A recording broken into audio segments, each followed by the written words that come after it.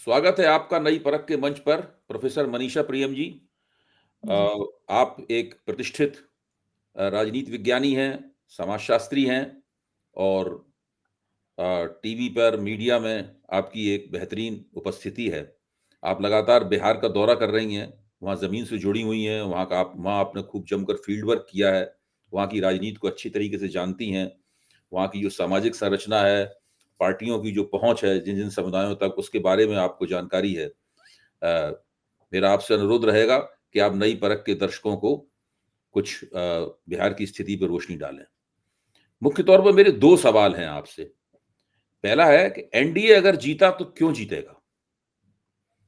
और अगर महागठबंधन जीता तो क्यों जीतेगा? तो पहले आइए इस पे विचार करते हैं कि अगर राष्ट्रीय जनतांत्रिक गठजोड़ या नेशनल डेमोक्रेटिक अलायंस अगर चुनाव जीता, वो अपनी सत्ता कायम रखने में कामयाब रहा, तो ऐसा क्यों होगा? देखिए यदि एनडीए जीतता है और वो अपनी सरकार बना पाता है अपनी संख्या बल पे तो सबसे पहले ये जीत एक गठबंधन की जीत होगी। ऐसी जो आशा की जाती थी कि केवल भाजपा ही इस जीत को पावर कर सकेगा, जी, उसकी बजाय यह जीत जो है वो गठजोड़ की जीत होगी। जी, इससे तात्पर्य यह है कि यद्यपि कि भाजपा ने पिछली बार बहुत अच्छा प्रदर्शन किया था पिछले विधानसभा के चुनाव में, इसके बावजूद भी पिछड़े और अति पिछड़ों का साथ बनाने के लिए उसे एक समाजवादी दल का साथ चाहिए। समाजवादी ही नहीं, कई अन्य छोटी पार्टियाँ जो हैं वो बहुत महत्व रखती हैं और एनडीए में हम समझते जीतन राम मांझी जी, एक बैक नीतीश कुमार ने उन्हें मुख्यमंत्री बना दिया था। हुँ, कोई ये समझ नहीं पाया था क्यों? उनकी चाल जो थी वो गहरी थी, कभी भी बहुत लंबे समय तक उनको मुख्यमंत्री नहीं बनाया जाना था।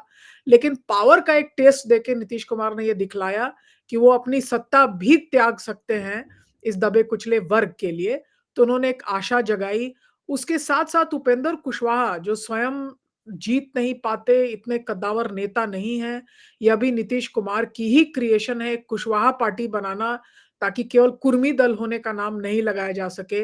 वो उपेंद्र कुशवाहा भी बहुत महत्वपूर्ण है इस गठबंधन के लिए।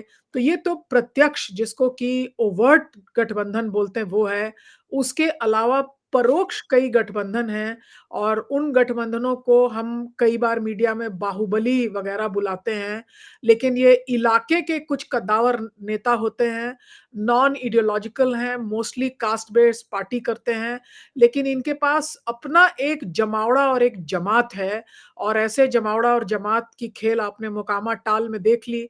अगर कास्ट बेस्ड ही राजनीति होती तो एक भूमिहार दूसरे भूमिहार से लड़ रहा था, किसी भूमिहार से पूछिए तो दोनों को बोलते हैं दोनों कद्दावर हैं। हुँ, तो एक तरह से ये गठबंधन की जीत होगी। उस गठबंधन के सबसे महत्वपूर्ण दल जो हैं वो भाजपा और जदयू रहेंगे।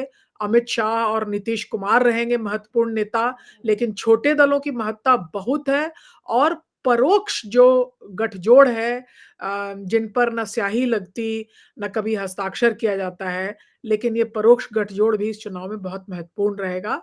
तो ये एक पहली बात है। दूसरी बात ये है कि कहीं न कहीं भाजपा ने भी मगध और शाहाबाद के इलाके में लोकसभा के चुनाव में, पिछले विधानसभा में भी बहुत तगड़ी एक तरह से चोट मिली थी।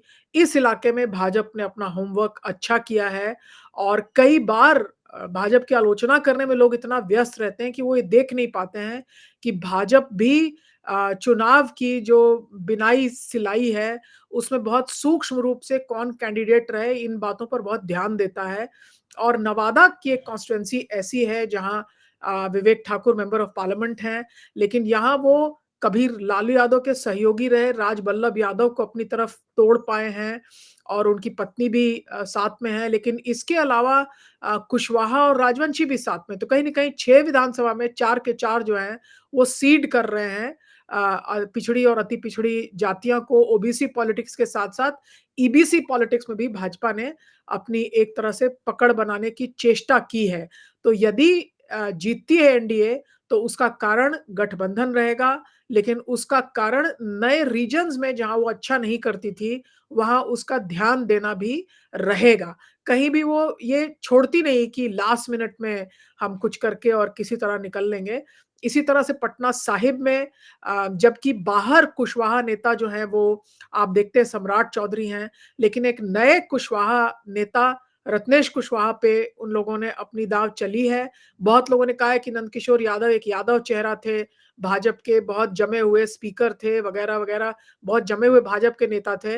लेकिन एक नई उम्मीद वाली जो जो युवा वर्ग जो जुटी रही थी भाजपा के साथ बहुत समय से काम करती थी, उनको भी मौका दिया गया है और भाजपा भी अपना एक कल्टीवेट करना चाहती है और ये भाजपा बिहार में जो है जब तक कि कांग्रेस केंद्र में था तब तक अरुण जेटली जी बागडोर संभालते थे, अरुण जेटली और सुशील मोदी, दोनों के निधन के बाद ये कमान एक तरह से पूरी की पूरी अमित शाह के पास है। तो आपकी बात से एक सवाल और निकलता है कि अगर एनडीए जीतेगा, आपने उसके कुछ कारण बताए कि भाजपा ने कहाँ-कहाँ अपना सामाजिक राजनीतिक गठजोड़ अच्छा बनाया है, कहाँ बुद्धिमानी से टिकट दिए हैं, अच्छा बंदोबस्त किया है, प्रबंधन उनका अच्छा है। लेकिन इसमें नीतीश कुमार और भाजपा तो बराबर-बराबर चुनाव लड़ रहे हैं, बराबर-बराबर सीटों में चुनाव लड़ रहे हैं। ये दूसरे दल जो हैं, वो कहीं नीचे हैं उनसे। तो इन नीतीश और बीजेपी के बीच में बड़ा दल कौन-सा होकर उभरेगा? पिछली बार भारतीय जनता पार्टी बड़ा दल थी और वो उसमें जो खेल खेला गया था चिराग पासवान के ज़रिए नीतीश कुमार के पैर काटने का, उसका भी एक हाथ था उसमें। एक ज़माना था नीतीश कुमार ने 80% से ज़्यादा स्ट्राइक रेट निकाला था अपने टिकटों में, एनडीए के भीतर। लेकिन अब क्या होगा? बीजेपी बड़ा दल बनेगी या नीतीश कुमार बड़ा दल बनेंगे? देखिए, एक तो सबसे पहली बात है कि जहाँ तक बीजेपी का सवाल है, बीजेपी अच्छा करेगी। अब पिछले बार की तुलना में कितने सीट आएँगे, ये तो 14 तारीख के लिए इंतज़ार करना पड़ेगा।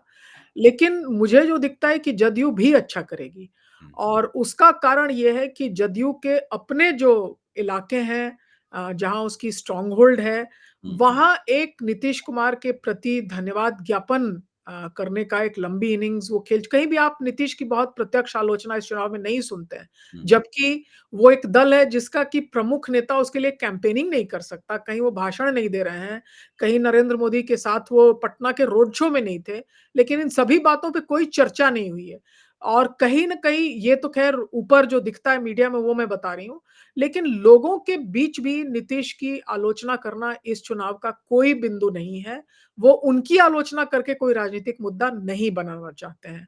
लोग अपने मुद्दों से चुनाव पर या राजनीतिक दलों पर प्रश्नवाचक उठाते हैं या चाहते हैं कि राजनीतिक दल जो हैं, उनके मुद्दों को टेक अप करें या राज्य जो बने आगे वो उनके मुद्दों पर कुछ ध्यान दे। ये बातें लोग उठाते हैं, वाजिब भी है उठाना। सिटीज़नरी की डिमांड की पॉलिटिक्स जो है वो एक बहुत प्रखर रूप ले चुकी है अभी। लेकिन नीतीश कुमार की आलोचना करना ये इस चुनाव का मुख्य बिंदु नहीं है।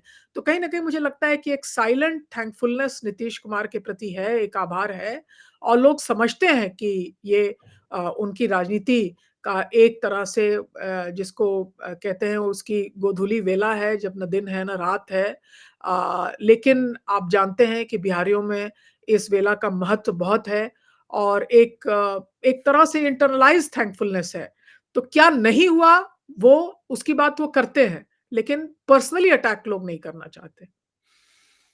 अब इसमें एक पहलू और रह जाता है हुँ, कि अगर भारतीय जनता पार्टी सबसे बड़े दल के रूप में उभरेगी एनडीए के बीच में, तो वो तभी उभर पाएगी जबकि नीतीश कुमार का जनाधार जो है, वो भाजपा उम्मीदवारों को उनका वोट ठीक से ट्रांसफ़र हो, हुँ, पिछले चुनाव में जो हुआ था।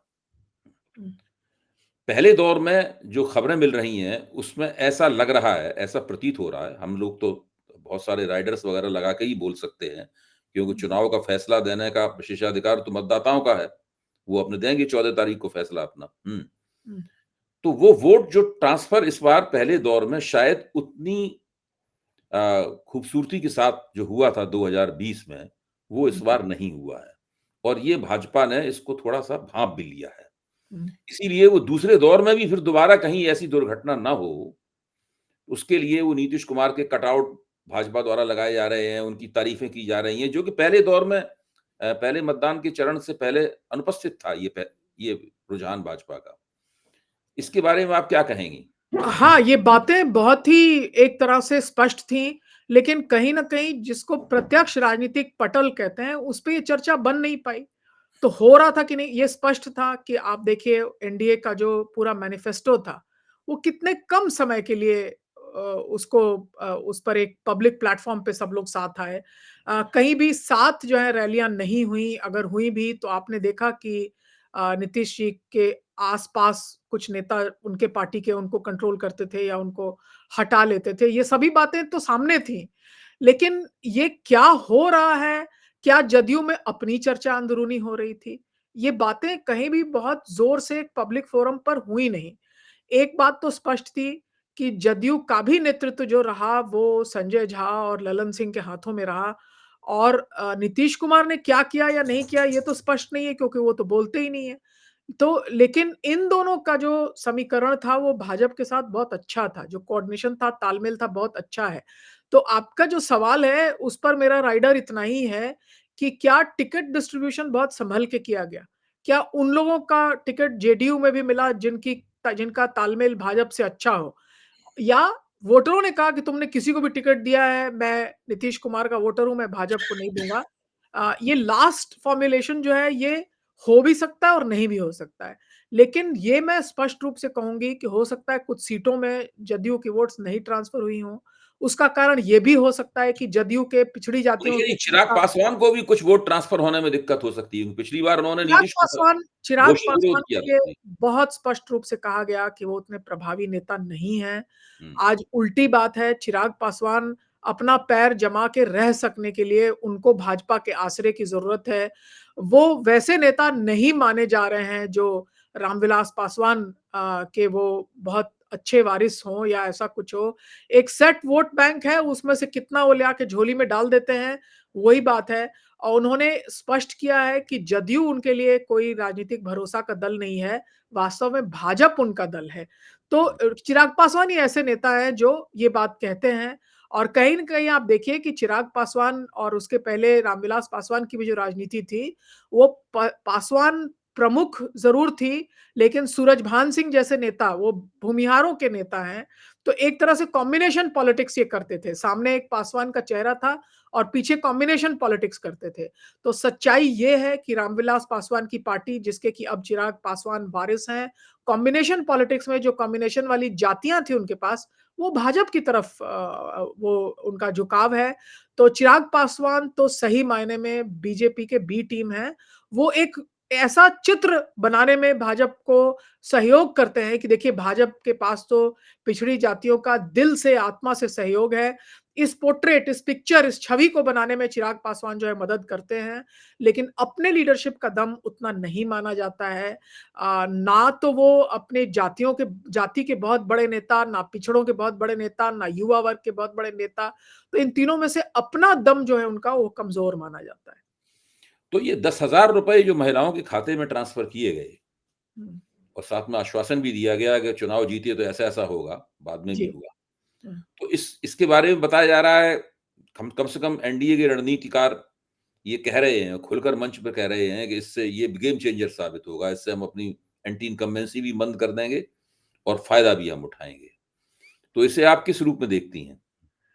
2 बातें हैं देखिए, एक तो किसी भी समाज में ये कहना कि महिलाओं ने बीड़ा उठा लिया है कि वो अब एकदम डेमोक्रेसी को रीशेप कर रही हैं। हुँ, अ, ये तथ्य जो है ज़मीन पर साबित नहीं होता है, सबसे हुँ, बड़ी बात है।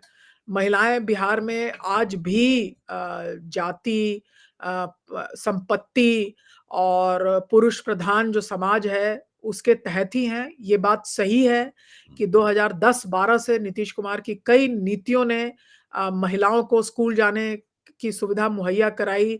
लड़कियाँ साइकिल पर ग्रामीण रोड्स पर भी देखी गईं। मैंने खुद इस पर बहुत रिसर्च किया। मुझे अच्छा लगता था ये देख कर के कि छोटे कस्बों में, गाँव में जो बाज़ार थे, जहाँ महिलाएँ कभी जाती ही नहीं थीं, वहाँ भी महिलाएँ खुल के मुझे कई बार मैं देखती चाट की दुकान पे महिलाएँ खड़ी हैं। इसके अलावा रात में सड़कों पर भी गाड़ी में सवार होके जाना संभव हो पाया और इसके अलावा पैरास्टेटल्स की जो कॉन्ट्रैक्चुअल संविदा नियुक्ति है, इसमें एक बड़ी फ़ौज महिलाओं की बनी, रसोइया दीदी, जीविका दीदी, आशा वर्कर्स, इनकी एक बड़ी फ़ौज ज़रूर बनी और ये सब जो है वो नीतीश कुमार की जो भी नीतियाँ थी उनके तहत संभव हुआ। किसी राज्य में ये तो सवाल पूछा जाना था कि भई इतनी बड़ी फ़ौज, एक तरह से अनएम्प्लॉयमेंट और एम्प्लॉयमेंट के बीच का ब्रिज, जहाँ आप गाँव में कुछ भी करके उनको डेली स्कूल जाके और रसोई बनाने का एक ज़िम्मेवारी देते हैं, तो राज्य की ज़िम्मेवारी, राज्य के कल्याणकारी जो ज़िम्मेवारियाँ थीं, उसका निर्वहन औरतों ने किया, लेकिन कहीं न कहीं वो संविदा की दुविधा में लटकी रही हैं। तो उसी इसमें अब 10,000 रुपए और दे दिए जा रहे हैं। तो ये कोई स्टेबल कदम नहीं है। बिहार में जो सबसे बड़ी डिमांड है, वो वास्तव में सिक्योरिटी और फ्यूचर की डिमांड है। जो नौकरी की डिमांड लोग कहते हैं, भर्ती की डिमांड कहते हैं, वो फ्यूचर के लिए कि भई इससे मेरा नहीं सँभल पा रहा, इससे मेरा नहीं हो पा रहा। चलो मुझे नहीं, मेरा तो गुज़र गया, अब मेरे बच्चों को आप एक सिक्योर नौकरी लगा दो। ये डिमांड महिलाओं की भी है, क्योंकि माएँ जीविका दीदी या पंचायत में सचिव बन के चाहती थी कि उनके जो पैसे थे, खाना-पीना तो वो किसी तरह से मजूरी करके और बटैया से जो मिल गया, इससे खाना-पीना वो चला लेती थी। लेकिन शहर में भेज के बच्चा को एक कोचिंग में भी पढ़ा देना, उसके भी 10,000 रुपए महीने के जो खर्चा था, वो इस तरह से उन्होंने गुज़ारा। अब वो चाहती हैं कि उनका नहीं तो कम से कम उनके बच्चों का फ्यूचर जो है वो किसी तरह सिक्योर हो जाए। तो कहीं न कहीं महिलाओं में भी ऐसा नहीं है कि आप एक ही चारा खा के और 10 साल तक एकदम स्थितप्रज्ञ की तरह जहाँ जिस खूँटे में आपको बाँधा गया था, आप वहीं रहेंगी। महिलाओं में भी विवेक है, महिलाएँ भी अपनी परिस्थिति की चर्चा करती हैं, ख़ास करके जीविका, आशा, ये सब राज्य की जो पॉलिसीज़ हैं, उनसे संबद्ध रही हैं। उनमें अब पॉलिटिकल डिस्कशंस कर सकने की संभावना बहुत ज़्यादा है और उनको उम्मीद है कि राज्य हाथ पकड़ के कहीं न कहीं यदि उनके मर्द को या उनको कुछ अगर नहीं दे पाया, ज़्यादातर जो निचली जातियों में महिलाएँ हैं, उनके मर्द जो हैं वो बाहर हैं। वो यहाँ जीविका दीदी, ये दीदी, वो दीदी बन के अपना जीवन गुज़ारती हैं। बच्चों के लिए आसरा उनकी सबसे बड़ी उम्मीद है और एक तरह से ये कहना कि 10,000 रुपया देके वो वोट दे देंगी, एक छवि बनाना है बिहार की औरतों का, जो कि बिल्कुल ये सोचता है कि वो सोचेंगे नहीं, मिल गया तो कहेंगे मिल गया, अब ऐसी बात नहीं है, ये गलत है ऐसा सोचना। कई महिलाएँ ऐसी हैं जो कहती हैं कि हाँ, मिला है और मैं दूँगी वोट, साफ-साफ कहती हैं। लेकिन कई ऐसी हैं जो कहती हैं कि यदि ये दिया गया है, तो ये पैसा किसी का निजी धन या संपत्ति नहीं है, ये राज्य की नीतियों से मुझे पैसा दिया गया है। और महिलाएँ देखिए बहुत खुल के ये नहीं बोलती हैं कि मैं यहाँ वोट दे दूँगी, कि वहाँ वोट दे दूँगी, क्योंकि कई को अब एक ये डिग्निटी है कि मैं एक राज्य की कर्मचारी हूँ और वो खुल के नहीं बोलना चाहते। तो मुझे तो ये हैरत होती है ये देख के कि लोग मुझे बताने लगते हैं कि बस पे मैं जा रहा था पटना से पूर्णिया, तो मुझे महिलाओं ने ऐसा कहा। ये बिल्कुल संभव नहीं है कि महिलाओं से आप सीधा-सीधा निकाल लीजिए। कई महिलाओं से मैंने आपको बताया भी कल कि चूड़ी पहनना एक बहुत ही एक सोशल ओकेज़न है महिलाओं के लिए और बिहार में महिलाएँ बिंदी और काँच की चूड़ी पहनती हैं, सुहाग मानती हैं। मैंने मनिहारिन जो हैं गाँव की, उनके साथ बहुत समय व्यतीत किया और लंबी चर्चा के उपरांत मुझे ये समझ में आया कि जो नीतीश की कल्याणकारी नीतियाँ महिलाओं की तरफ रही हैं, उससे उनके मत का भी विकास हुआ है, जिसको कि बुद्धिमत्ता कहते हैं। वो अब एक सोच के और कदम लेने वाला भी वो रखती हैं। तो ऐसा नहीं है कि एक वेव है कि अ, किसी कारण से एक ही को दे दो, ऐसा कोई पैन बिहार वेव नहीं है। लोग जैसे कि हर मतदान में होता है, लोग अपने-अपने कारणों से महिलाएँ भी अपने-अपने कारणों से इधर देंगी या उधर देंगी और ताल ठोक-ठोक के सड़क पे ये बातें जो है महिलाएँ, वो नहीं बतलाती फिरती हैं और महिलाओं के लिए प्राइवेट स्पेस बहुत महत्वपूर्ण है। जब वो ट्रस्ट करेंगी आपको तब वो बतलाएँगी कि वो इधर मत दे रही हैं कि नहीं ठीक और उसके ठीक। लिए लंबा समय लगता है समझने में। तो आपने एनडीए की संभावनाओं पर रोशनी डाली, आपने जनता दल यूनाइटेड के बारे में हमें बताया, आपने भारतीय जनता पार्टी के बारे में हमें बताया और ख़ास तौर से ये जो ये महिला वोटरों वाला की जो का जो पूरा नैरेटिव है, कि वो किस तरीके से नीतीश कुमार के साथ है और 10,000 वोटों से उसको बहुत प्रभावित करने की कोशिश की गई है। इसके बारे में आपने कुछ बहुत दिलचस्प गहरी बातें बताई। अ, अब मैं चाहूँगा कि आप बताएँ कि महागठबंधन की संभावनाएँ क्या हैं? भई महागठबंधन तो पिछली बार सरकार बनाते-बनाते रह गया था। अगर महागठबंधन ने सीमांचल में कुछ बेहतर प्रदर्शन किया होता, बहुत खराब प्रदर्शन रहा था महागठबंधन का सीमांचल में। वहाँ कुछ बेहतर प्रदर्शन कर लिया होता तो इस वक़्त तेजस्वी यादव मुख्यमंत्री होते। बेरोज़गारी के मुद्दे को उन्होंने पिछली बार जो उठाया था, वो मुद्दा पहले से भी ज़्यादा बड़ा मुद्दा बन गया है। तो ज़मीन पूरी तरह पकी हुई है महागठबंधन की जीत की, लेकिन क्या वो वास्तव में जीत पाएगा? देखिए महागठबंधन को यदि जीतना होगा तो फिर से यद्यपि कि तेजस्वी यादव अब इसका चेहरा बन चुके हैं, हुँ, लेकिन उसकी भी जीत जो है वो एक गठबंधन के तहत होगी। हुँ, और फर्स्ट फेज़ का जो चुनाव है, सबसे पहले महागठबंधन को अपने गठबंधन के एलाइज़ के साथ मगध शाहाबाद में जहाँ भाजपा ने अपनी बेल्ट जो है वो टाइट कर ली है बहुत, वहाँ उसको होल्ड ऑन करना पड़ेगा पहले तो। वहाँ हुँ, उसका अच्छा प्रदर्शन था। वहाँ अगर स्लिप अप करता है तो हुँ, ये क्लेम कि हम पिछली बार इतने कम थे और अगर हम केवल लास्ट फेज़ में मेकअप कर लें तो हम चले आते हैं। राजनीति जो है वो स्थित प्रज्ञ नहीं होती है, डायनामिक होती है। कोई भी चेंज, कोई पार्ट, कोई कंपोनेंट चेंज कर सकता है। तो first and foremost Magadh Shahabad को होल्ड करना पड़ेगा। इसके लिए सीपीआई-एमएल के साथ जो गठबंधन है राजद और कांग्रेस का, उस गठबंधन को अच्छा करना पड़ेगा। सीपीआई-एमएल ने ना कि पिछ बी 2020 के असेंबली चुनाव में अच्छा प्रदर्शन किया था, लेकिन लोकसभा के चुनावों में भी अगर आप देखें तो जिसे कि साउथ सेंट्रल बिहार कहा जाता है, जहाँ की आप अपना भी आपका बहुत लंबा और गहरा काम रहा है अभय जी। जी, हम लोगों ने 1990s में आपके काम से ही उस इलाके को समझा और जाना। क्रांति का आत्मसंघर्ष आपकी एक मेरे हिसाब से अब शायद अब के जनरेशन के स्टूडेंट्स ना जाने, लेकिन अपने आप में एक टेक्टोनिक शिफ्ट था बिहार को समझने का। आप हिंदी में उसके प्रणेता रहे, अरविंद नारायण दास जो है इतिहासकार रहे और उस समाज को लेबर इकोनॉमिक्स के पर्सपेक्टिव से उन्होंने समझा। ये इलाका जो है अरविंद नारायण यहाँ दास ने उसकी भूमिका लिखी थी पुस्तक की। जी, जी, जी, जी, जी, जी, जी, जी, जी। जी, मैं मेरा अपना एमफ़िल भी अरविंद नारायण दास ने तब जी, टाइम्स ऑफ इंडिया में वो बैठते थे जी, जी, और उन्हीं के रेफ़रेंस से मैं आपके पास भी गई और उस पुस्तक को भी जी, मैंने पढ़ा। तो ये पूरा इलाका जो है, ये एक लेबर ओरिएंटेड इलाका है हुँ, और यहाँ कहीं न कहीं आप देखिए कि यहाँ भाजपा भी बहुत ज़्यादा कम्युनल बातें नहीं कर पाई है। क्यों नहीं कर पाई है? क्योंकि यहाँ मुद्दे चलते हैं, क्लास इश्यूज़ चलते हैं। यहाँ अगड़े-पिछड़े की लड़ाई जो है वो उसका एक इतिहास रहा है। उसकी जननी ना ये है ना वो है। वो हुँ, ज़मीन के ऊपर कामगार मज़दूरों की लड़ाई जो है वो ज़मींदारों के साथ थी, उनके लठैती पे थी, वो पुराना इतिहास है। तो कहीं न कहीं इस पूरे इतिहास में ख़ास करके औरंगाबाद में जिसको कि ठाकुरों का चित्तौड़गढ़ कहा गया, वहाँ पे 1952 से हमेशा राजपूत जीते थे, वहाँ राजद का एक कुशवाहा लीडर जीत जाता है।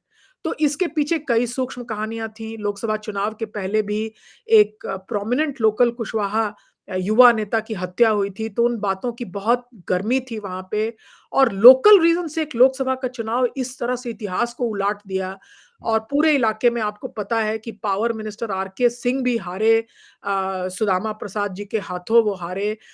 इस बार भाजपा ने देखा है कि सुदामा प्रसाद जी की जाति क्या है। देखिए आइडियोलॉजी तो जो कम्युनिस्ट पार्टियों की है उससे बिल्कुल 36 का आंकड़ा है भाजपा का। तो भाजपा क्या कर सकती है? केवल जाति पे उनको चेकमेट कर सकती है, आइडियोलॉजी पर तो कर नहीं सकती। तो जाति पे उन्होंने एक कान्हू जाति का भी कहा जाता है कि वो संबंधी हैं कोई सेठ का नाम उन्होंने बताया। तो वो ढूँढ के लाए, उनको भी एक कैंडिडेट बनाया है। तो इस तरह की एक चली गई है और कहीं न कहीं पूरे काराकाट की जीत जो हुई राजा राम जी की, तो ये सबको अगर होल्ड ऑन कर पाएगा गठबंधन और लेफ्ट के साथ उसके वोट ट्रांसफर्स एकदम सही तरीके से होंगे जो कि होते हैं। आरजेडी और सीपीआईएमएल का वोट ट्रांसफर लोकसभा चुनाव से पिछले विधानसभा, लोकसभा में बहुत सीमलेसली हुआ है और ज़्यादा झंझट झगड़ा भी नहीं हुआ है। तो ये अगर हो तो मगध शाहाबाद की टक्कर जो है वो गठबंधन और भाजपा के बीच में सीधी-सीधी टक्कर है। वो देखना है कैसा होता है और भाजपा भी कोई चुपचाप नहीं बैठा हुआ, उसके अपने सभी घोड़े जो हैं वो फर्स्ट फेज़ का चुनाव खत्म करके कल जिससे भी मैंने बात की, वो चाहे सासाराम गया है या औरंगाबाद गया है, कहीं न कहीं वो सब अपना फील्ड में उतर चुके हैं। तो ये महत्वपूर्ण है सबसे बड़ा महागठबंधन के लिए, hold on to Magadh and Shahabad. दूसरी बात है कि अपने इलाके जो थे जैसे छपरा, गोपालगंज, सिवान, इन इलाकों में एमएल भी राजद को सहायता दे रही है, लेकिन राजद को यहाँ खुद परफ़ॉर्म करना है। तो राजद क्या खुद अच्छा परफ़ॉर्म करती है कि नहीं करती है? तो ये एक देखना होगा। जहाँ तक मुज़फ्फरपुर, सीतामढ़ी, अ, अंगिका, बजका इलाके जो हैं, लार्जर मिथिलांचल जो है, वहाँ भी राजद की अपनी स्ट्रॉन्ग होल्ड है। वहाँ एम-वाई के कॉम्बिनेशन में मल्लाह कॉम्बिनेशन जो वीआईपी के साथ इन्होंने अपना कॉम्बिनेशन जोड़ा है, क्या वो वर्क कर रहा है? और यहाँ मैं बताऊँ कि यहाँ पे ज़रूर कहीं न कहीं से भाजपा और जदयू दोनों का बोलबाला इस इलाके में है। ये सरप्राइज़ था मेरे लिए कि पिछले चुनाव में अब्दुल बारी सिद्दीकी जैसी महत्वपूर्ण सीट भी राजद हार गया था। लोकसभा चुनाव में शिवहर में उन्होंने एक मुखिया को टिकट दिया, जिनकी जाति बनिया थी, महिला थी वो, रितु जायसवाल, वो नहीं जीत पाई और लास्ट डे तक उनके सब पोलिंग एजेंट्स भी गायब थे।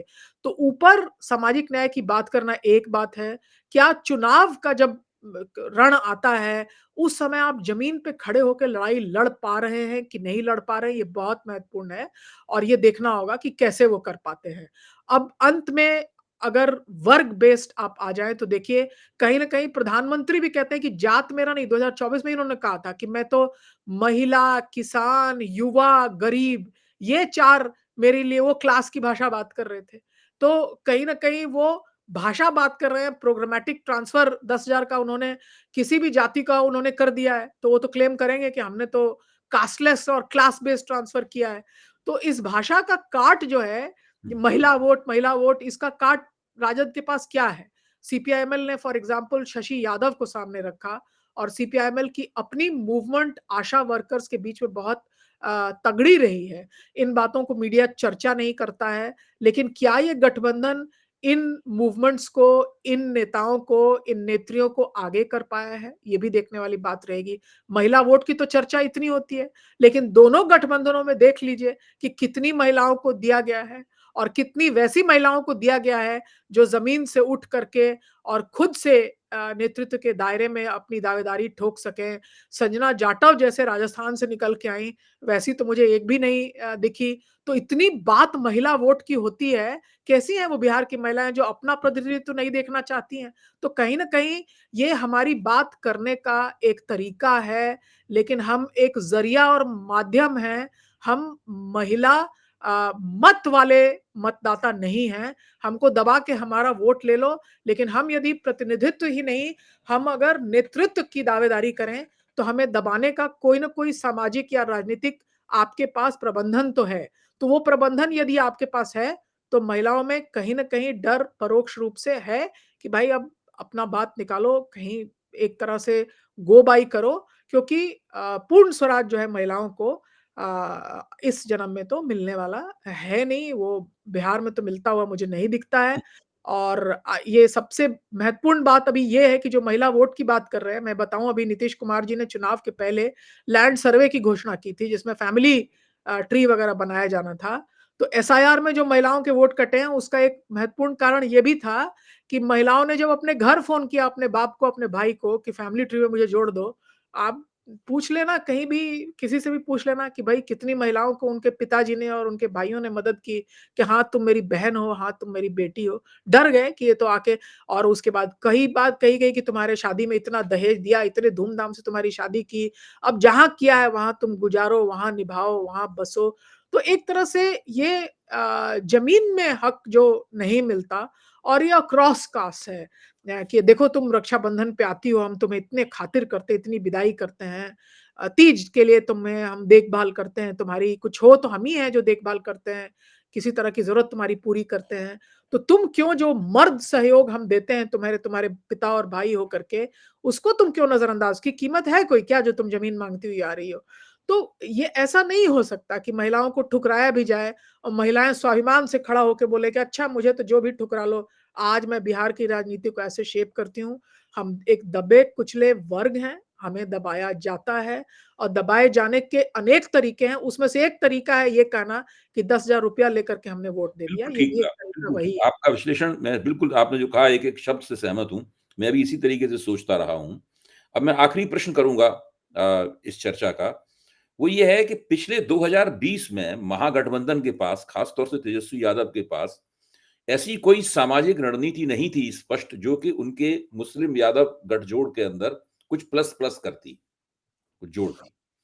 इस बार दिखाई पड़ा है चुनाव के काफ़ी पहले से राहुल गांधी और तेजस्वी यादव, विकासशील इंसान पार्टी, सीपीआई, एमएल सब मिलाकर एक ऐसी सामाजिक रणनीति पर काम कर रहे हैं, जो मुस्लिम यादव जो निष्ठावान समुदाय उनका जनाधार बना हुआ है महागठबंधन का, उसके साथ में अति पिछड़े समाज के पूरे नहीं तो एक हिस्से को जोड़ने का यत्न दिखाई पड़ता है।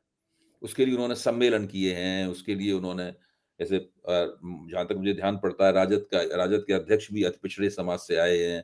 एक अति पिछड़े को उन्होंने उप मुख्यमंत्री बनाने की घोषणा भी कर दी है कि अगर वो सत्ता में आई तो वो सैनी साहब को उप मुख्यमंत्री बनाएँगे। तो उनकी तरफ से कम एक कोशिश दिखाई पड़ती है। वो कोशिश कितनी मजबूत है, कितनी कमज़ोर है, ये तो बाद में पता चलेगा, उसका क्या असर हुआ। लेकिन पिछली बार तो ये कोशिश भी नहीं थी। इस बार नीतीश कुमार के लिए जो अति पिछड़े वर्ग में अपना स्वतंत्र विचरण करते रहते थे बेरोक-टोक, उनको कोई चुनौती नहीं थी, अति पिछड़े वोटों की गोलबंदी करने में नीतीश कुमार के लिए। इस बार उनके लिए एक चुनौती है। आपको क्या लगता है कि क्या इस बार 2020 के मुकाबले महागठबंधन वाले अपने मुस्लिम यादव आधार को एमवाईएम कर पाएँगे? मुस्लिम यादव मोस्ट बैकवर्ड को मैं उसमें बदल पाएँगे एक सीमा तक? जी। देखिए, मुस्लिम, यादव, मल्लाह, उसके अलावा भी कई और जातियाँ हैं, नोनिया, धानुक जिन्हें कहा जाता है, राजवार, राजवंशी जिन्हें कहा जाता है, मुसहर जातियाँ हैं। तो कहीं न कहीं कितना किया है, वो कन्वर्ट होगा कि नहीं, ये तो 14 को ही दिखेगा। लेकिन मंगली लाल मंडल जी फॉर एग्ज़ाम्पल, ये तो पार्टी के पुराने लोग हैं। इनफैक्ट मुझे तो बहुत अच्छे तरीके से याद है, यंग एज से ये लोग हैं। तो सवाल ये है राजद पे कि क्या वो अपनी ही पार्टी में रहे, जो उनके लॉयल एकदम से लॉयलिस्ट रहे हैं, उनको आगे ले आके एक मल्टी कास्ट आइडियोलॉजिकल फोरम की तरह अपने आप को प्रेज़ेंट करता है, या केवल यादव नेतृत्व की दावेदारी करता है। और कहीं न कहीं अखिलेश उत्तर प्रदेश में ये करने में सक्षम रहे हैं, तेजस्वी क्या वहाँ पहुँच पाते हैं? ये एक चुनौती तो उनके लिए है कि देखिए, एक स्ट्रैटेजी होती है पार्टीज़ में कि हम हार भी जाएँ तो अपने जात के लोग जो हैं वो मेरे साथ रहें। मिनिमम स्ट्रैटेजी होती है। लेकिन विनिंग स्ट्रैटेजी होती है कि अपना जात तो मेरे पास है ही, मैं और लोगों को ले आऊँ।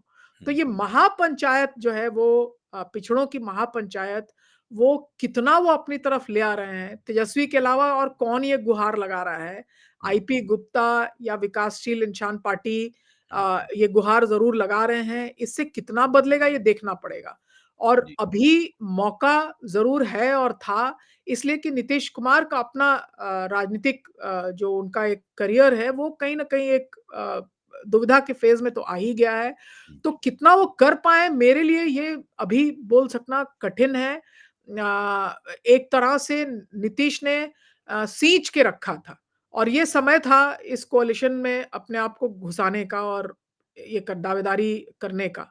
तो जहाँ लेफ्ट पार्टियों से गठजोड़ है, वहाँ तो ये होता हुआ मुझे दिखता है। हुँ, लेकिन बाकी जगह अभी भी यादवों के ही नेतृत्व में चुनावी लड़ाई जो है वो राजद की लड़ी गई है।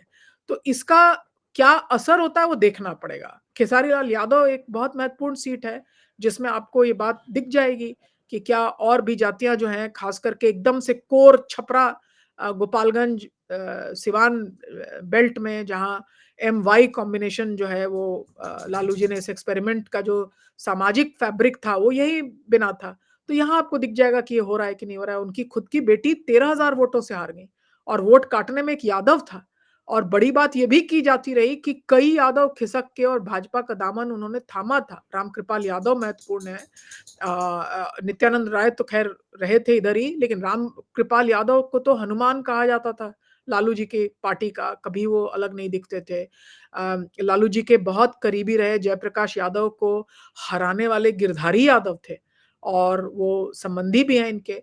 तो एक तरह से वो तो रुक चुका है, यादव वापस एकदम से आरजेडी के नेतृत्व को मान चुके हैं।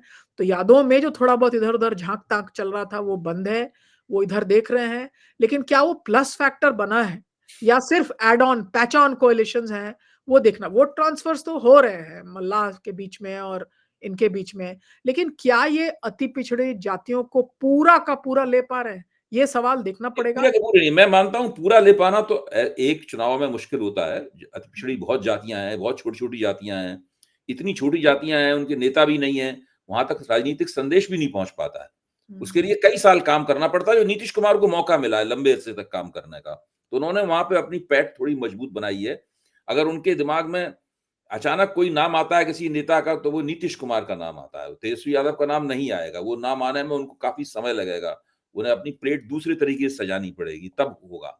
लेकिन ये जो प्रयास था, इस प्रयास से मैं तो ये जानना चाहता हूँ कि क्या 20% अति पिछड़ा भी महागठबंधन की तरफ आ सकता है? क्योंकि यहाँ तो अगर 20% अति पिछड़ा भी महागठबंधन की तरफ आ गया, उसी में पूरा खेल हो जाएगा।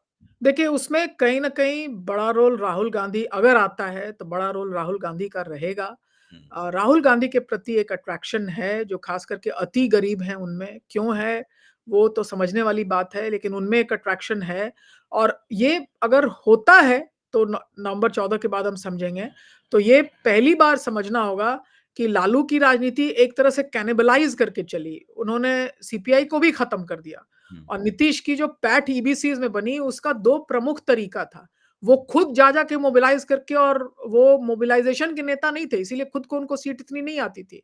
लेकिन जो सीपीआई का आधार, जनाधार था, जिनको कि लालू जी ने कमज़ोर किया, तो सीपीआई के कई स्थानीय नेताओं से नीतीश जी का अपना संबंध जो है वो बहुत ही अच्छा रहा, बहुत मीठा बोलते थे और हुँ, जो दरकिनार किए गए लालू जी के द्वारा, उन लोगों को इन्होंने अपने फ़ोल्ड में लिया और अपना बनाया।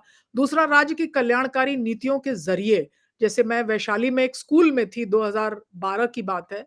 शांता सिन्हा का एक फाउंडेशन है, वो स्कूल में काम कर रहा था और मैं समझने गई थी। बहुत ठंड थी, मुसहर बच्चे थे और बहुत ज़्यादा ठंड थी और नीतीश कुमार उस वक़्त ज़िलों में जाके और अपना चीफ मिनिस्टीरियल सेक्रेटेरिएट को लोकेट करते थे। एक मैसेज आया कि स्कूल जो है इसको बंद मत कीजिए क्योंकि घरों में जो है वो लकड़ी या जलावन नहीं है। तो स्कूलों में बच्चों के लिए जलावन इकट्ठा करके और थोड़ी गर्मी दी जाए बच्चों को, दरी बिछाई जाए ज़मीन पे जिस पे वो बैठ सकें। तो एक तरह से डायरेक्टली स्टेट मशीनरी जो है उसको उन्होंने कंट्रोल किया कि आप कल्याणकारी नीतियाँ करो। तो दमन भी रुका और कल्याण का साया भी बना। तो एक तरह से स्टेट पॉलिसी से वो साथ उन्होंने बढ़ाया स्टेट के ज़रिए और जो पार्टियाँ काम करती थीं, उनके साथ अच्छा समझौता बना के। तो ये समझौता बनाने का तरीका जो है, वो राजद को समझना होगा कि फिर से लेफ्ट के जो गढ़ हैं, वहाँ उनको अगुवाई में लाना, कांग्रेस को रिवाइव करना, ये 2 काम जो 90 के दशक में एक दिशा में किया गया था, उलट धारा जब आएगी, तब ये बेस बन पाएगा। अभी ये कह सकना मुश्किल है और ये मैं आपको बतलाऊँ कि जो वोट्स भी कटे हैं, उनमें मैंने देखा कई मुसहर कम्युनिटीज़ के वोट्स कटे हैं। लेकिन मैंने देखा कि राजद के नेता स्थानीय स्तर पे कोई बहुत कीन नहीं थे कि हाँ, मैंने कहा भी कि आप इनके वोट कट गए, हेल्प कर दो, ये तो लिखना-पढ़ना भी नहीं जानते। तो कोई इतना वो था नहीं। तो अब वो देखना पड़ेगा कि कितना प्रतिशत है, वो चेंज हुआ है कि नहीं है। मैं कोई जादू एक्सपेक्ट नहीं करती हूँ। आगे आने वाले दिनों में ये बेस बिल्कुल खाली होगा, वैक्यूम होगा। क्योंकि एक पुरानी समझदारी का भी सनसेट है। अब तो बुला लो कंसल्टेंट्स को जैसे वो बताएँ सोशल मीडिया पे रील चला दो और ऐसे कर दो। लेकिन बिहार ही एक ऐसा राज्य है जहाँ की मुख्य धारा जो है समाज की वो गरीबी और अति गरीबी है। और गरीबी और अति गरीबी में केवल पॉलिटिकल कंसल्टेंट्स के ज़रिए राजनीति कर लेना ये संभव नहीं है कि आपको जिता देगा। भले ही हम समझते हो कि नीतीश कुमार के बारे में ये प्रचार बना और ये हुआ, उनका एक काम था और एक तरीके से एक स्ट्रैटेजी के तहत उन्होंने अपनी वो बनाई। लालू जी ने भी शुरू में किया था अगर आपको याद हो चरवाहा विद्यालय, बच्चों को लाके उनके बाल कटवाना, स्कूल ले जाना वगैरह-वगैरह। तो इस तरह के स्टेप्स जो हैं वो लेते हुए अगर तेजस्वी जी दिखे हों तो ज़रूर अपना भी वो तो निशा बनाएँगे। जी, बिल्कुल आखिर में हम लोग पहुँच गए हैं। बहुत संक्षेप में, जैसे ऑब्जेक्टिव टेस्ट सा होता है, ऐसा सवाल मैं आपसे पूछ रहा हूँ। किसका हाथ भारी है इस वक़्त? कौन को आपको क्या लगता है पहला च आधे आधे वोट पड़ चुके हैं, आधे जी। वोट पड़ने वाले हैं। पिछली बार क्या प्रदर्शन हुआ था बाकी आधे वोटों में, वो सब हम लोगों को पता है, हम लोग चर्चा कर चुके हैं, आगे भी करते रहेंगे। हुँ। लेकिन कौन इस वक़्त किसके पास ज़्यादा बड़ी पहलकदमी है चुनाव में? देखिए बहुत ही तगड़ी लड़ाई है। मैं ये नहीं मानती हूँ कि एक क्लियर स्वीप है और एक क्लियर स्वीप नहीं है। रीजनली बहुत अलग-अलग पिक्चर हैं। जिनके पास सूक्ष्म आंकड़े हैं रीजन वाइज़ उनको ज़्यादा पता है। मेरा कुछ भी बोलना जो है मैं इस सवाल से मुकर नहीं रही। लेकिन मेरा कुछ भी बोलना जो है वो एक अटकल लगाना होगा। क्योंकि सीट बाय सीट जब अवलोकन मैं सुन रही हूँ जो ज़मीन पे भी लोग कर रहे हैं, तो मुझे दिख रहा है कि अलग-अलग लोगों की अलग-अलग लिस्टें हैं। तो जो नंबर दे भी रहे हैं कि इसको 68, इसको 48 वो लिस्ट एक नहीं है। हुँ। तो मेरा समग्र चित्र जो है वो समझ में आ रहा है कि बिहार में the election is still on and I think we have to wait for the final verdict to understand which way it has gone और ये मेरे लिए जो कि एक क्वालिटेटिव रिसर्च मैं करती हूँ, ये बोलना एक अतिशयोक्ति होगी और गलत भी होगा। ठीक, बहुत-बहुत धन्यवाद मनीषा जी। आपने बहुत बारीकी से राजनीति के जो व्यावहारिक पक्ष हैं वो और उसके जो सामाजिक गोलबंदी वाले पक्ष हैं और जो सामाजिक पक्ष हैं, दोनों के ऊपर रोशनी डाली। बहुत-बहुत धन्यवाद। हम लोग बिहार चुनाव अभी है, अभी हम लोग फिर मिलेंगे इस बारे में और फिर चर्चा करेंगे। 14 नवंबर जी। बहुत कुछ कहेगा और हम लोग देखते हैं कि हमारे पास वो कान हैं कि नहीं कि हम उसे सुन सकें और वो समझ है कि नहीं कि हम उसे डिकोड कर सकें। बहुत-बहुत धन्यवाद। जी, नमस्कार।